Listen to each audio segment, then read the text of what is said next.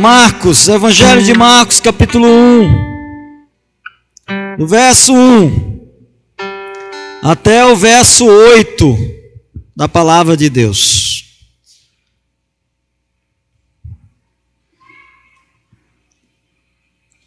Evangelho de Marcos, capítulo 1, do verso 1 até o verso 8.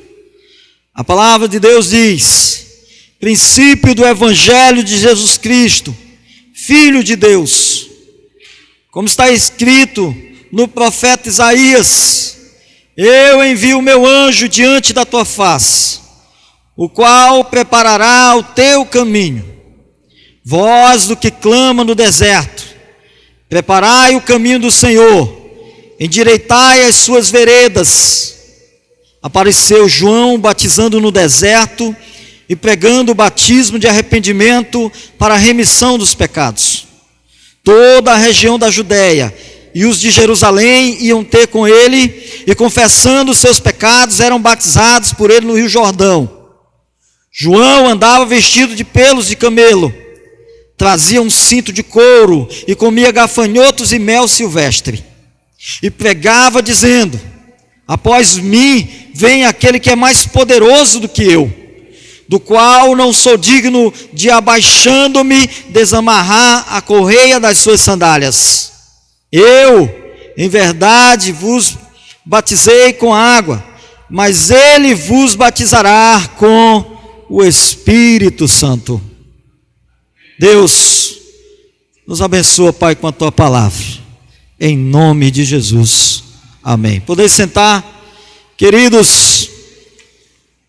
Nós vamos começar agora a exposição da palavra de Deus. Nós temos algumas ferramentas a trabalhar essa exposição. Uma delas é a exegese. Essa palavra estranha significa que nós vamos tirar do texto, vamos tirar o máximo do texto, para que possamos deixar a palavra de Deus ser falada aos corações. Existe a exegese, quando você tira do texto algo que é importante, que é a própria palavra de Deus, a própria Bíblia falando. E tem a exegese, que é exatamente quando você tenta colocar algo dentro do texto. Não é assim que funciona. E quando nós vamos estudar um livro, que agora nós vamos começar Marcos, a semana passada a gente trabalhou um texto muito importante, que estava ali no capítulo 9, que falou da cura de um jovem endemoniado. E agora nós vamos pegar do comecinho, e vamos estar falando durante esse tempo todo apenas no Evangelho de Marcos. Depois a gente pode pegar outro livro para estudar, mas agora nós vamos trabalhar a exposição bíblica. Quando nós vamos começar a falar de um texto, e mais precisamente de um livro, é como se a gente fosse fazer uma viagem. A gente vai viajar, mas antes de entrar no ônibus, de entrar num trem, de entrar num avião, a gente primeiro precisa saber para onde vai. A gente primeiro precisa saber quais as rotas nós iremos fazer para poder chegar até o fim dessa viagem. Então, queridos, nós vamos falar de Marcos. O autor é João Marcos. Papias, que é um dos pais da igreja, que viveu ali no 2º século. Ele diz que João Marcos era filho de uma irmã chamada Maria. E essa irmã, ela tinha uma casa especial. Essa casa, a casa da irmã Maria, era como se fosse um ponte para os evangélicos, para os crentes da época. Era uma casa bem preparada, adornada. Ela tinha algumas condições. E aí então ela sempre doou a sua casa para que os crentes da época pudessem ir até a sua casa, para cear, para orarem, para estarem ali juntos, E João Marcos, ele cresce nesse ambiente. Ele então começa a andar também com Pedro. Ele anda com Paulo, ele anda com Lucas, ele anda com outros apóstolos. Ele começa a conhecer o Evangelho, ele começa a se inteirar das coisas do Evangelho. Ele não anda com Jesus, ele não andou com Cristo, mas ele andou com Pedro. Então, tal que João Marcos era um intérprete de Pedro. Pedro pregava em aramaico e João Marcos registrava tudo em grego. E, portanto, ele, de tanto andar com os apóstolos, a gente vai ver que ele vai escrever o primeiro evangelho. E talvez você diga: ué, mas o primeiro evangelho não é Mateus? Segundo os estudiosos, o primeiro evangelho a ser escrito é o evangelho segundo Marcos. Então Marcos, ao escrever esse evangelho, ao andar com os apóstolos, que é daí que vem a fonte, de tanto ele andar, de tanto escrever, ele começa então a escritura do primeiro evangelho. E aí então, tanto Mateus, Lucas, João, vão lá até Marcos e tiram coisas de Marcos, informações, para poderem escreverem ou para os seus evangelhos. Meus amados, esse evangelho foi escrito entre 64 e 70 da era cristã. O propósito do livro de Marcos, ele foi escrito para os romanos e apontou Jesus como servo. Interessante. Os romanos tinham César como rei. O rei César era aquele que, quando as pessoas viam ele, dizia: Ave César. Havia uma reverência de um rei ali. Mas João Marcos está dizendo no seu evangelho: só existe um rei, e esse rei é Jesus Cristo. Mas tem um detalhe em tudo isso: esse rei era servo. Ele não veio para estar acima de todos em relação ao poder, ao dinheiro. Ele estava ali para dizer que ele poderia reinar, mas acima de tudo, ele viria para reinar com humildade, com amor. Porque Jesus, ele não veio para julgar a humanidade, mas ele veio para salvar aqueles que estavam perdidos. Então, Marcos, ele é escrito mais ou menos nessa data, 64, 70, e ele tem um propósito, né, ele é escrito aos romanos, e tem um propósito de apontar Jesus como servo. John Buckley, ele diz o seguinte: se Marcos foi o primeiro evangelho, então ele é o livro mais importante do mundo. E ele também serviu de fonte de inspiração para os outros evangelhos. Marcos é o evangelho que anuncia a chegada de um novo rei. E alguém precisa anunciar a chegada de um rei. Interessante isso, né? Jesus está voltando, amém, igreja? Jesus está voltando. E Jesus é o nosso rei. Será que nós temos proclamado a vinda desse Jesus? Será que nós temos preparado a vinda desse rei aqui nessa terra? Nós sabemos que Jesus não mais pisará os pés nessa terra, porque a Bíblia diz que ele virá sobre as nuvens com grande poder e glória. A Bíblia diz que no dia que Jesus voltar, ninguém saberá o dia. Ele virá como ladrão, ele não avisa, mas quando ele vier sobre as nuvens, todo joelho vai se dobrar, toda língua vai confessar que Jesus Cristo é o Senhor. Amém, igreja? Toda língua vai confessar. Pastor, quem vai? Toda língua, seja rei, seja pobre, seja rico, todo joelho vai se dobrar e toda língua confessará que Jesus Cristo é o Senhor de todo o universo. Amém, queridos? Alguém precisa anunciar a chegada do rei. Versículo 2 e 3, a Bíblia diz, como está escrito no profeta Isaías: eu envio o meu anjo diante da tua face, o qual preparará o teu caminho. Vós, o que clama no deserto, preparai o caminho do Senhor, endireitai as suas veredas. Apesar de ser parte do profeta Malaquias e também do profeta Isaías, mas aqui ele diz que foi o profeta Isaías quem profetizou, mas quem mais profetizou foi Malaquias. Mas como Isaías era mais famoso, mais importante do que Malaquias, então os amados escreveram aqui e colocaram Isaías como o autor dessa profecia. Mas Malaquias também profetiza a vinda desse Jesus, desse rei, e aquele que iria também preparar o caminho. Onde que essa voz clama? Prestem atenção nisso. Onde que essa voz clama? Versículo 3, voz do que clama no deserto, preparai o caminho, endireitai as suas veredas. Essa voz, ela clama no deserto. O deserto é um lugar de extrema importância nesse começo, pois João irá surgir no deserto.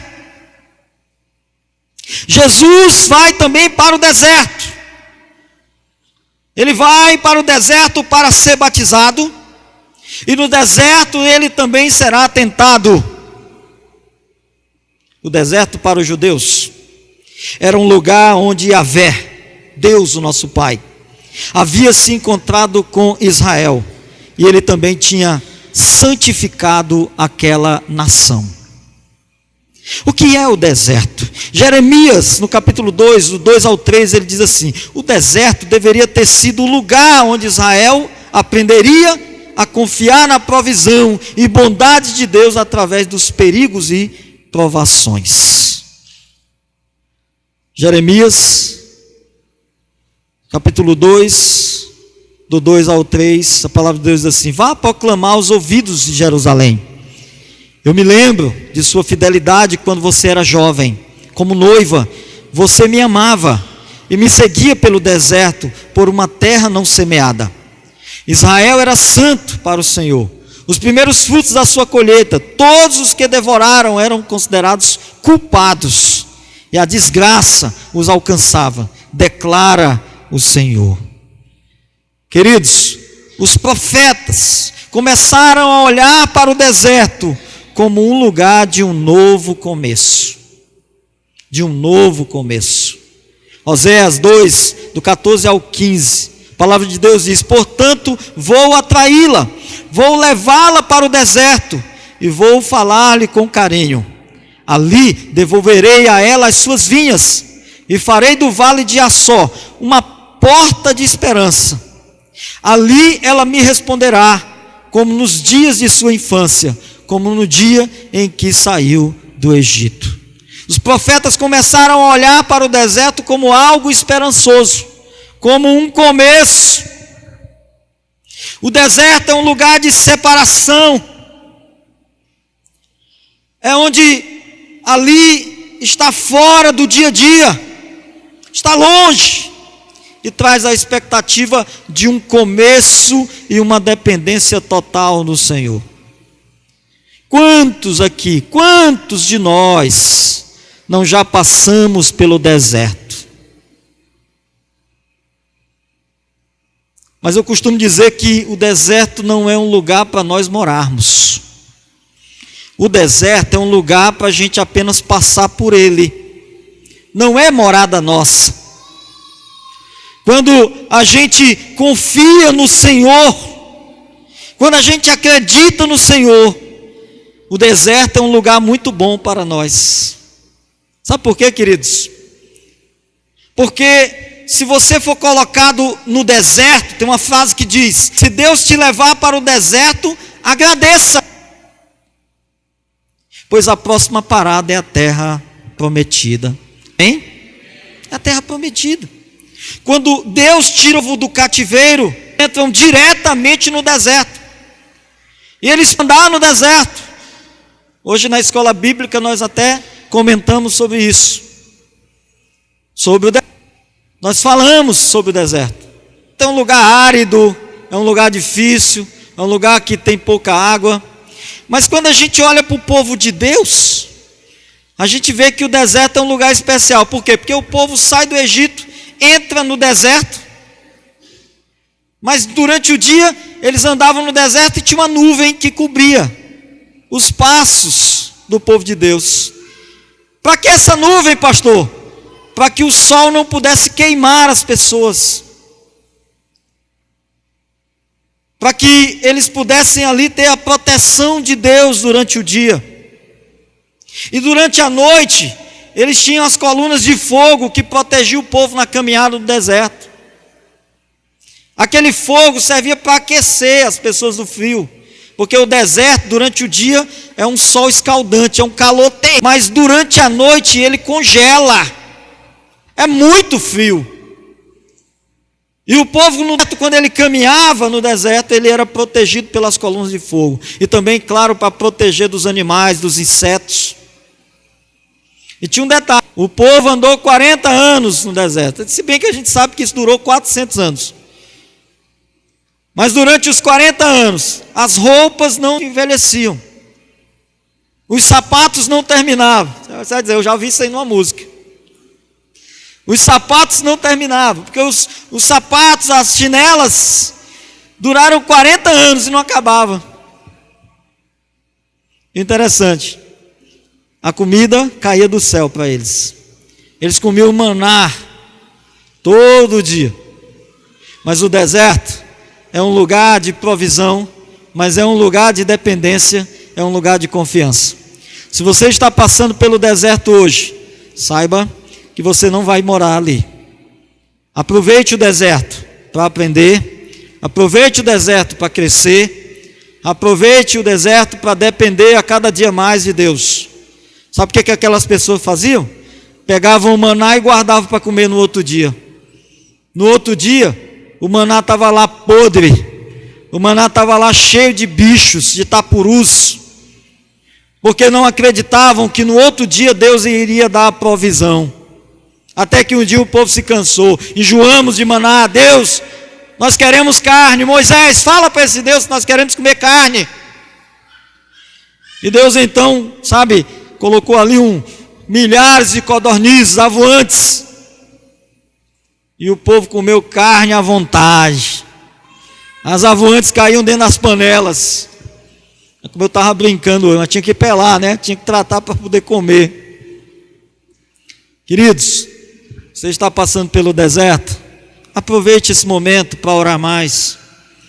Aproveite esse momento para depender mais de Deus. Saiba que esse deserto ele vai acabar. O povo estava bem pertinho da terra prometida, mas sabe por que não chegavam lá? Por conta da desobediência. Deus tem planos maravilhosos para nós. Deus tem promessas maravilhosas para nós. Deus tem bênçãos riquíssimas para nós. Deus quer nos dar uma terra que mana leite e mel, mas a gente fica rodeando por conta da desobediência. Queridos, Deus só leva ao deserto aquele a quem Ele quer ter uma intimidade profunda e pessoal com Ele. Se você está no deserto hoje, é porque Deus te ama. Deus quer te dar algo melhor. O próximo passo, a próxima parada é na terra prometida. Amém, queridos? Quem é essa voz? Versículo 4, apareceu João batizando no deserto e pregando o batismo de arrependimento para a remissão dos pecados. Para os romanos, era necessário ter um proclamador antes da chegada do rei. A proclamação trazia santidade. E esse proclamador, João Batista, ele tem credenciais. Ou melhor, ele tem altas credenciais. Batista não era o sobrenome dele. E nem indica que ele foi o fundador da Igreja Batista. Batista significa o seu papel. E Marcos, diferente de Mateus, de Lucas e João, não fala, por exemplo, que João foi gerado milagrosamente, que João foi escolhido no ventre para preparar o caminho para a chegada de Jesus, que João Batista ressurge a voz profética de mais de 400 anos. Há 400 anos até a chegada de Jesus, não havia profeta naquela terra. E esses 400 anos significava exatamente o tempo, a era, os anos de trevas, que Deus não levantava nenhum profeta. 400 anos sem profecia para o povo de Deus. E aí então ressurge esse João, ele que também era levita. E quando a gente fala de João, a gente vê algumas coisas importantes sobre a vida de João. Por exemplo, ele estava no deserto.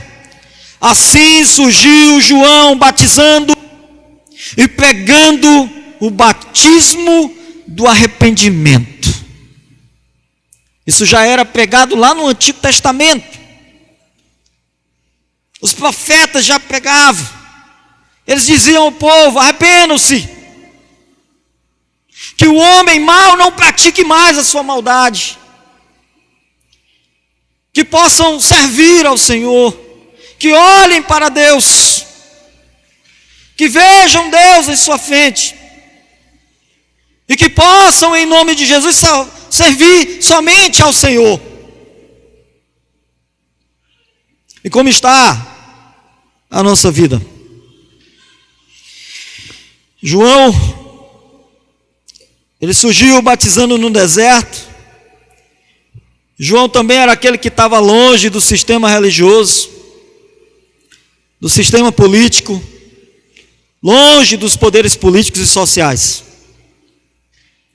Ele está lá no deserto.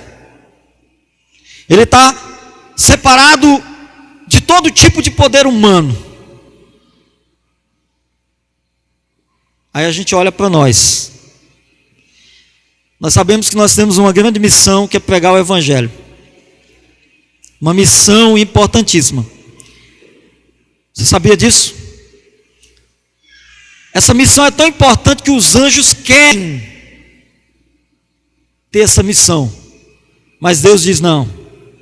Essa missão é dos meus servos. Os anjos querem. E se Deus entregar nas mãos dos anjos, eles fazem esse trabalho de maneira maravilhosa. Mas Deus está dizendo: não.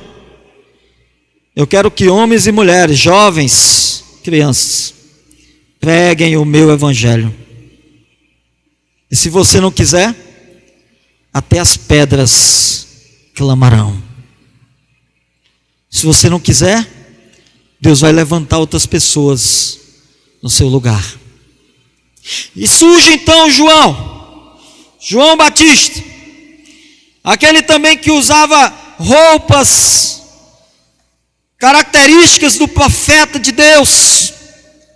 A gente vai ver isso em Zacarias, a gente vai ver isso em 2 Reis, a gente vai ver também que ele era diferente dos líderes religiosos, ali em Marcos capítulo 12.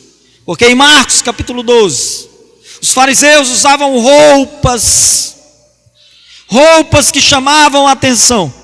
Mas Jesus diz: olha, se vestem roupas desse tipo, se preparem também para o julgamento. Serão cobrados, porque o profeta de Deus, ele não deve se preocupar com roupas, mas ele deve se preocupar com aquilo que tem dentro do seu coração. Dentro do seu coração. João vestia roupas de pelos, porque João se identifica com o profeta de Deus e não com o estilo do povo. E não com o estilo do povo. Qual era a alimentação de João? João comia gafanhotos e mel silvestre. A gente pode até dizer mais, será que essa comida é legal? Levítico, capítulo 11, do 20 ao 23, diz que era legal, sim. Era legal. A lei mosaica permitia que o povo pudesse comer os gafanhotos e mel silvestre. Era uma alimentação normal. Ainda tem mais, era muito rica em proteína para aquelas pessoas que viviam ali naquela região. Ainda lá na Ásia, o povo come esses insetos. Aqui alguém come esses insetos? Claro que não, porque não faz parte da nossa cultura, né? Aqui a gente quer comer a picanha, né?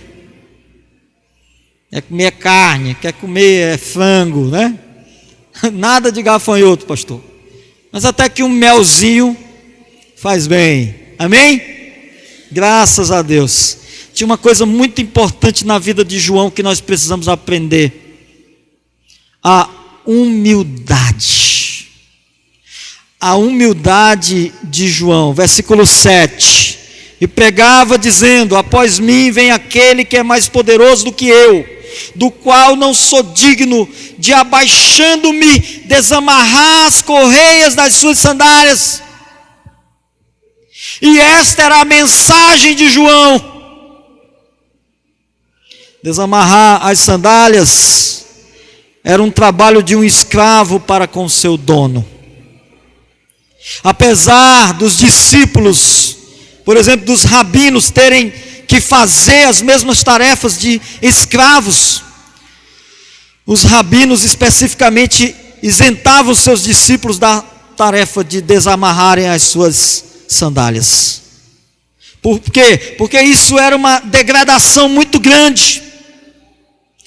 Os escravos dos hebreus também tinham que fazer essa mesma atitude para com os seus donos. Mas os hebreus também não gostavam disso. E não permitiam que seus escravos, eles isentavam seus escravos também de se abaixarem ali e poder desamarrar as suas sandálias. João Batista se via indigno até mesmo de operar o serviço mais baixo e humilhante de um escravo. Mais baixo e humilhante de um escravo. João Batista não era digno disso. Quando ele viu Jesus, ele disse: eis o Cordeiro de Deus, que tira o pecado do mundo. Que tira o pecado do mundo.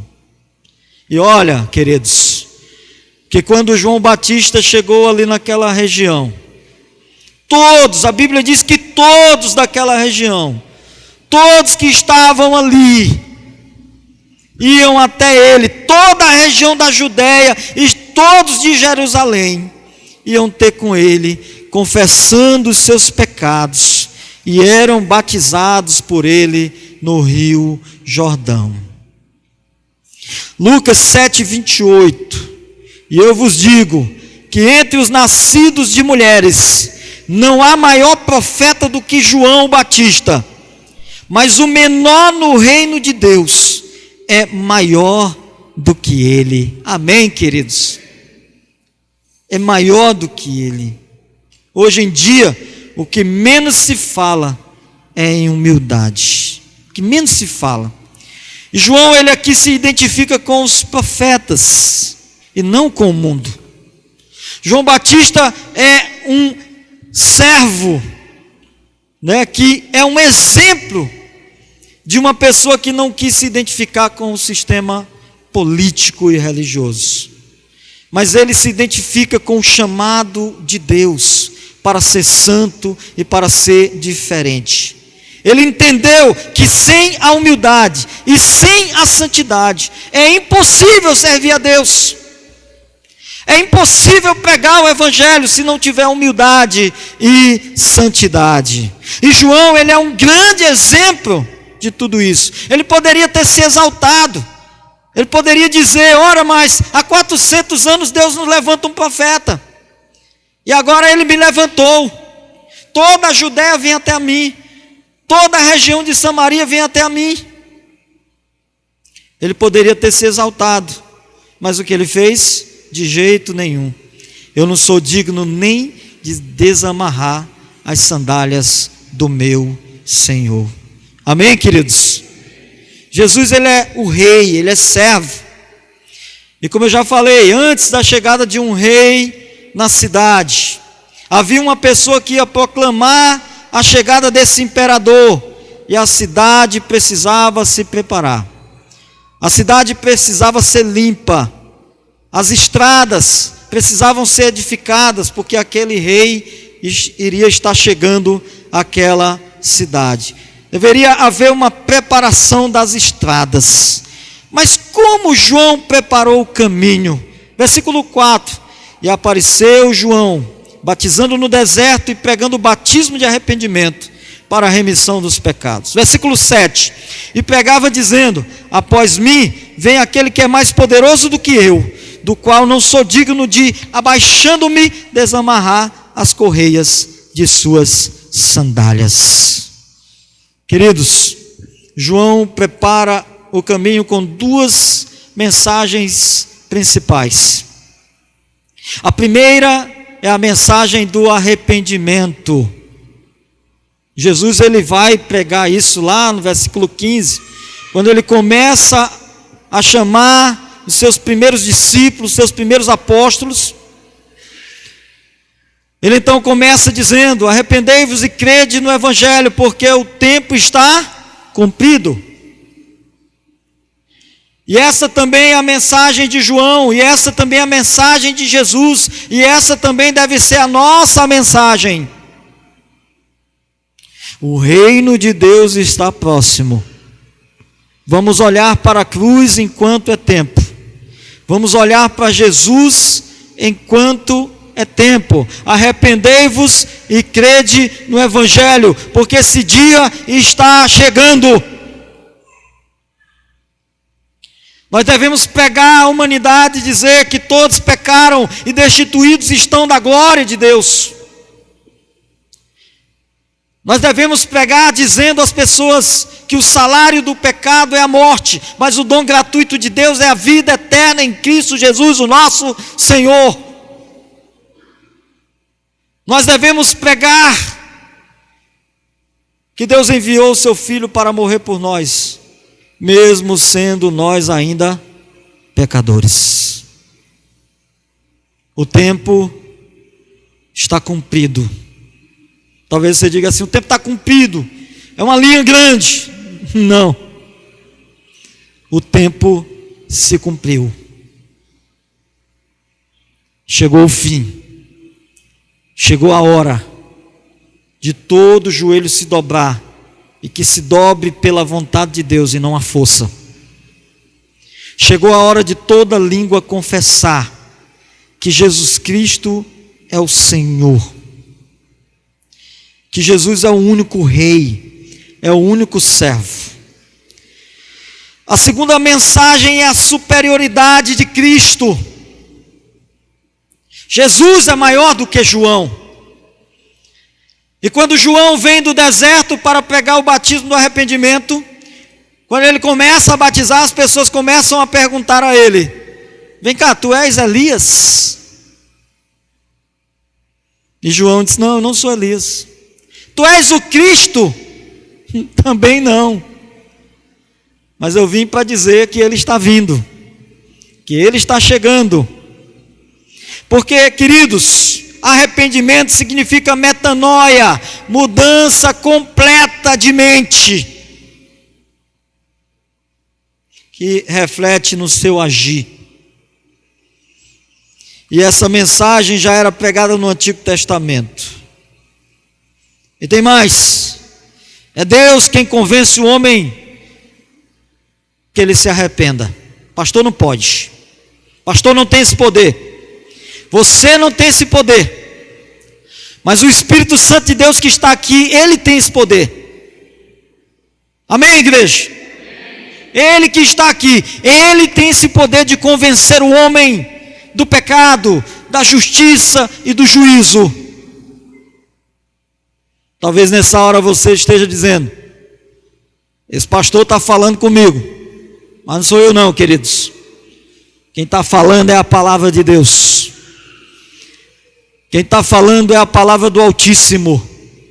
Eu sou apenas um vaso, aquele que transmite a palavra do Senhor aos seus corações. O arrependimento é demonstrado por obras. Eu posso até vir aqui me arrepender: pastor, eu quero entregar minha vida para Jesus, mas eu preciso demonstrar com as minhas obras que eu estou mudado, que a obra redentora do Espírito Santo na minha vida mudou a minha vida. Porque a Bíblia diz: aquele que roubava, não roube mais. Aquele que mentia, não minta mais. Mas que fale a verdade uns para com os outros. É Deus quem concede o arrependimento. O batismo não salvava e nem perdoava. Era apenas um sinal de arrependimento. A salvação sempre foi dada pela fé na promessa de Jesus. Em Atos capítulo 19, versículo 4, disse Paulo: o batismo de João foi um batismo de arrependimento. Ele dizia ao povo que cresce naquele que viria depois dele, isto é, Jesus Cristo. E quando nós falamos na superioridade de Jesus, João Batista mostrou Jesus como um juiz, aquele que iria levar a condenação para quem não se arrependesse e cresce nele. João também iria apresentar Jesus como Salvador, que iria dar a salvação para todos aqueles que crescem nele. Qual a característica do rei que João Batista proclamava? João entendeu que ele era apenas um servo que podia imergir as pessoas nas águas, enquanto Jesus iria batizar as pessoas com o Espírito Santo e com fogo. Iria batizá-los, a pessoa ali na salvação. Somente Jesus pode dar o Espírito Santo, que é o selo da nossa salvação e o poder em nós, para que possamos andarmos em santidade. Somente Jesus tem o poder de batizar com o Espírito Santo, que é igual à salvação, e também que pode batizar com fogo, que é igual à condenação. Tem gente que diz assim: Senhor, me batiza com esse fogo.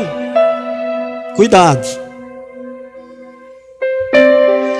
porque quando Jesus batiza com o Espírito Santo, Ele batiza salvando, mas quando Ele trata da questão do fogo, é a condenação eterna. Leia o contexto.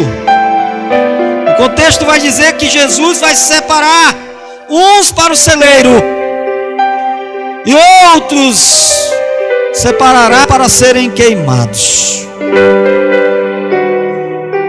Esse fogo é a condenação eterna. Eu queria encerrar falando de Ezequiel capítulo 36, os versículos 26 e 27.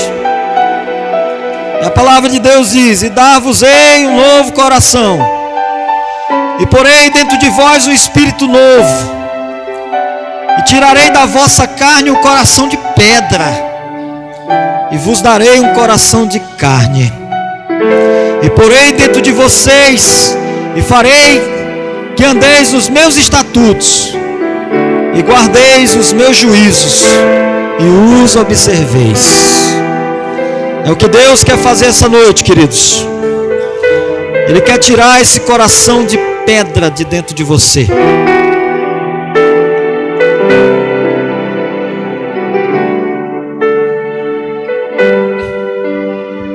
Você vem à igreja,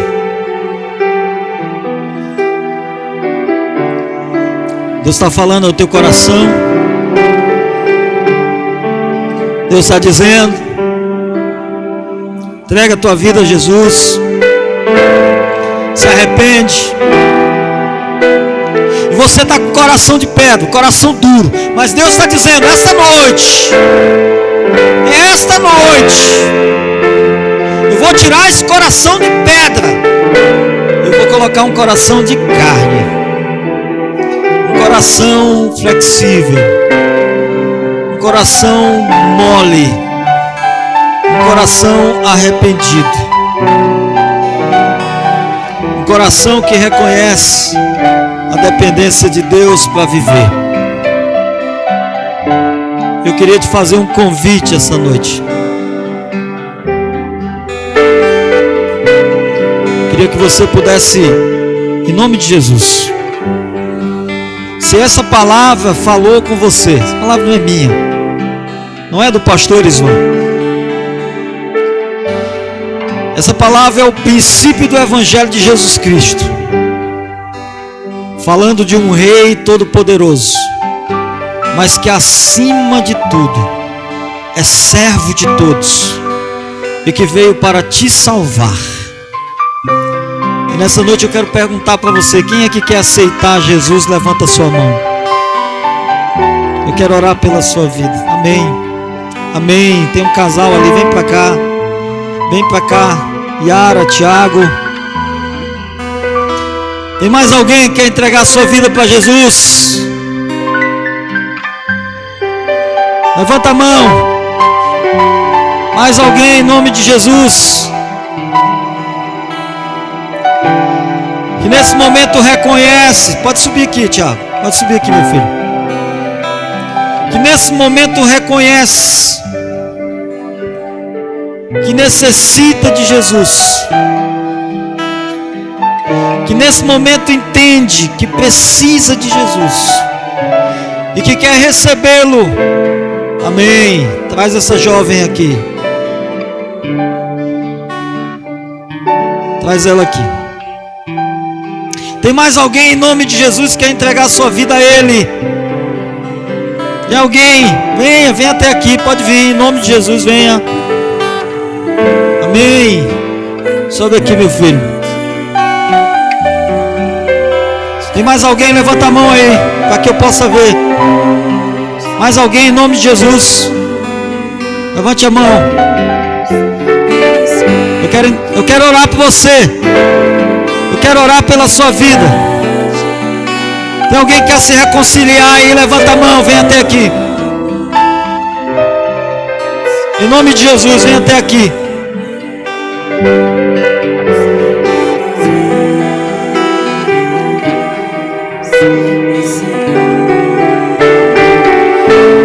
Arrependei-vos e crede no Evangelho, porque o tempo está próximo, o tempo está cumprido. Cadê você? Levante a mão. Se o Espírito Santo falar o teu coração, não deixe passar,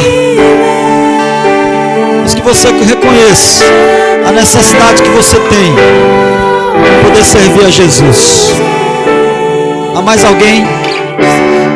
Há mais alguém? Se tiver, eu vou orar aqui pelos irmãos. Há mais alguém? Em nome de Jesus, venha, meu filho, para cá, venha.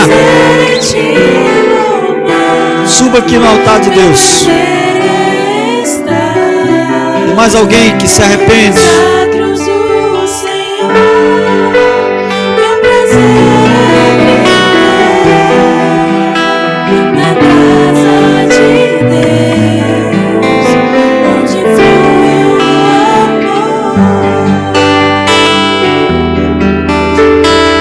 a Deus. Amém. Como é que tá em cima, filho? Tudo bem?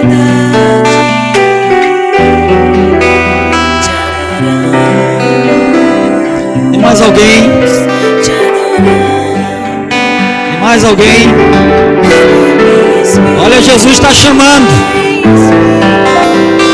Talvez você diga assim: eu quero que lá em casa mude tudo. E você não tem feito como deve fazer. Eu quero que meu esposo se converta. Será que você já se converteu? Eu quero a paz.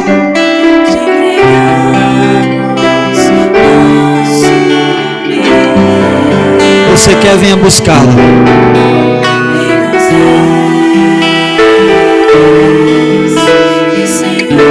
Amém. Vamos orar por essas vidas. Você está arrependido, filho? Em nome de Jesus. Amém. Você está arrependido, filho? Amém. Glória a Deus. Quer receber Jesus como Senhor e Salvador da sua vida de coração? Amém. Tiago, quer entregar sua vida para Jesus, Tiago? De uma vez por todas, de coração, Tiago. Se arrepende dos seus pecados, Tiago. Amém. Yara, você quer entregar sua vida para Jesus, Yara? Se arrepende de coração. Ô Thaleson, você quer entregar sua vida para Jesus, Thaleson? Amém, Thaleson. Se arrepende de todos os seus pecados, Thaleson. A palavra de Deus diz que se alguém está em Cristo, nova criatura é. As coisas velhas ficaram para trás, e eis que tudo se farão novas.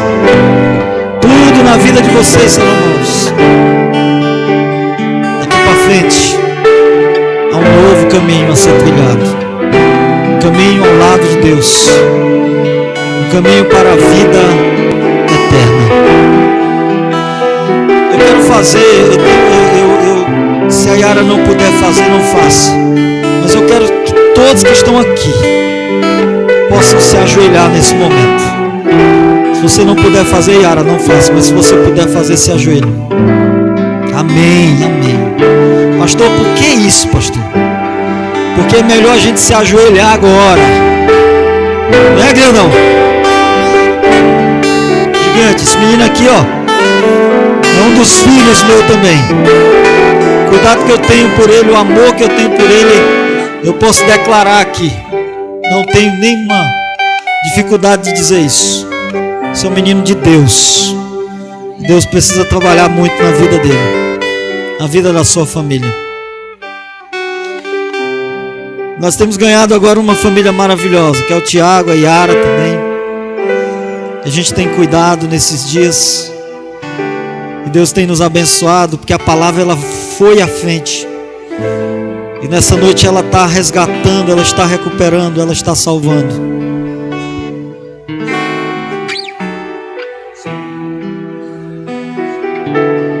E nós temos a Suiane também.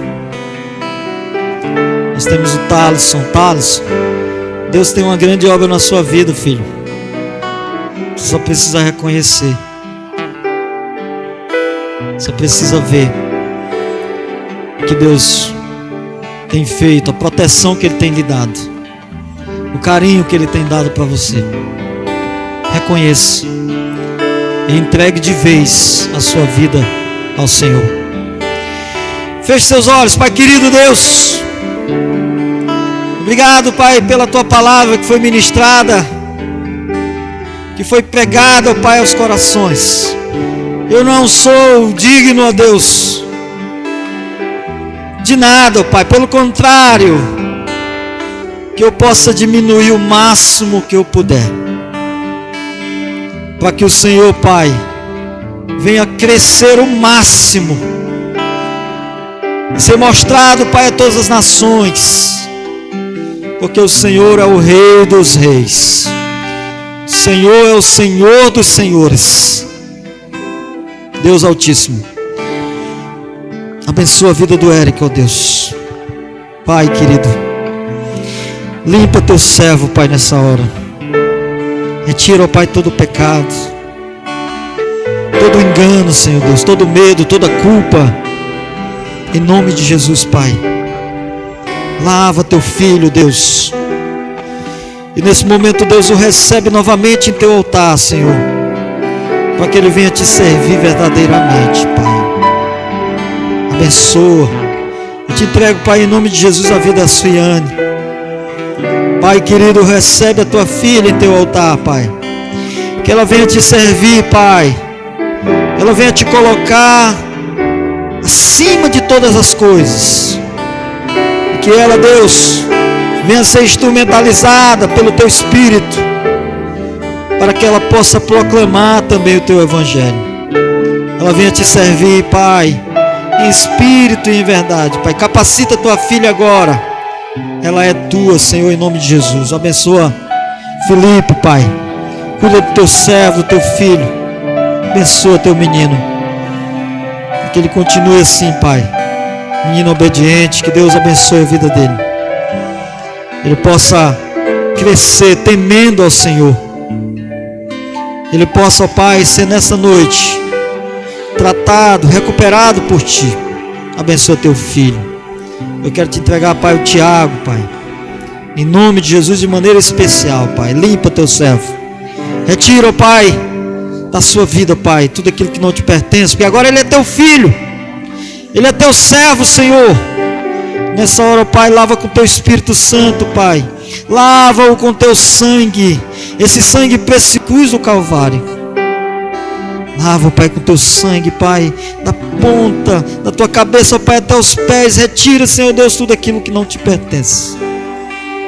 Pai, nesta noite, em nome de Jesus, teu servo receba em seu coração teu Espírito, o selo que é a promessa, a entrada do céu. Abençoa, ele é teu, Pai. Recebe em nome de Jesus. Quero te entregar a Yara, Senhor Deus. Pai querido, em nome de Jesus, Pai, nós estamos aqui se humilhando aos teus pés, dizendo, Deus, que nós estamos servindo agora ao Rei dos Reis, e que a Yara nesta noite, Pai, em nome de Jesus, possa receber o teu Espírito Santo, Pai, e que a partir de hoje, Pai, ela tenha uma nova vida, uma nova direção de vida. Deus, lava com teu sangue precioso da cruz do Calvário. Deus, retira dela, ó Pai, tudo aquilo que não te pertence, e que nesta noite, Pai, ela venha consagrar a tua vida somente ao Senhor, Pai. E assim, Pai, em nome de Jesus, recebe tua filha, ela é tua, Senhor. Eu quero te entregar, Pai, o Thaleson. Abre, Senhor, os teus olhos, Pai, em nome de Jesus. Ele vem, ó Deus, ser lavado pelo teu sangue, derramado na cruz do Calvário. Esse poder é teu, Pai. Lava, Senhor, com teu sangue, retira dele tudo aquilo, Pai, que não é teu, Pai. Retira, lava-o. Retira, Senhor Deus, todo mal, em nome de Jesus, Pai. Dá a ele uma nova vida, que ele venha ter prazer apenas no Senhor. Salva-o, Senhor. Salva todos, Senhor Deus, e derrama teu Espírito sobre eles, e que em nome de Jesus, Pai, eles venham servir somente a Ti, somente o Senhor. Cuida deles, eles agora são teus, em nome de Jesus. Amém, amém. Igreja, fica de pé, igreja. Dá uma salva de palmas para Jesus, o Salvador, pela obra redentora, pelo milagre que Ele está fazendo essa noite. O milagre da vida eterna, o milagre da salvação, aquilo que nós não podemos fazer. Vocês, essa igreja agora é a família de vocês, você já sabe disso.